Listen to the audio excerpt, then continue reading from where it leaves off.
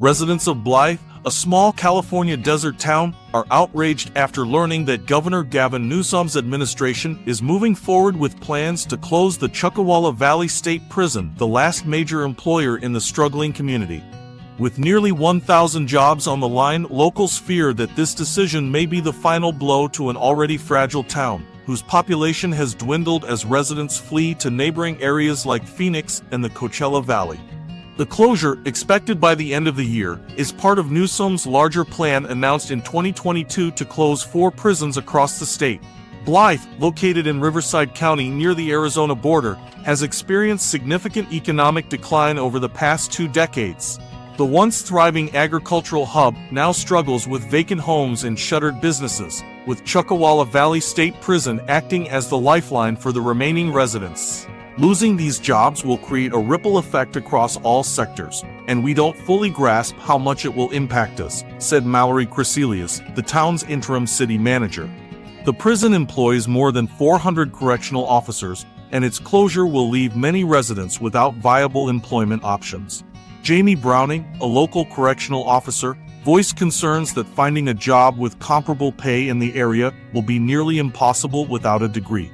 "I'd have to transfer somewhere else," she lamented, "because where am I going to get a job making that kind of money with a high school education?" Despite the state's efforts to soften the blow, including awarding nearly $1 million to the Riverside County Workforce Development Division to help train displaced workers, many residents remain skeptical about finding good-paying jobs in Blythe's sparse economic landscape. The Employment Development Department noted that the funds will help workers obtain training for high-demand industries like healthcare and industrial technology, but that may offer little comfort for those unwilling or unable to leave the area. Blythe's leaders, determined to fight for their town's survival, have launched a campaign dubbed Save Chuck and hired a PR firm to lobby for an alternative solution.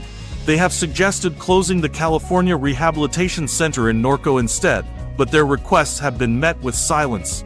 Public records requests to understand why Chuckawalla was selected for closure have also been denied, deepening local frustrations. The prison closure comes as California's incarcerated population has plummeted by half in the last decade, largely due to changes in bail laws and a shift away from mass incarceration. While the move is seen as a cost-saving measure for the state, potentially saving more than $1 billion annually by 2027, locals feel abandoned. Some have suggested converting the prison into an immigration detention center or building a logistics center to bring jobs back to the area, but such plans would take years to materialize. Blythe's challenges go beyond the prison closure.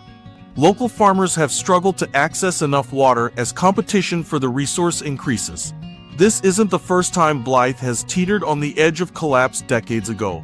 The construction of the I-10 freeway diverted economic activity away from the town, forcing many to leave. The prison saved Blythe then, but now the town faces an uncertain future. With its major employer vanishing and its future hanging in the balance, Blythe's residents are left asking, what happens when the last hope leaves town?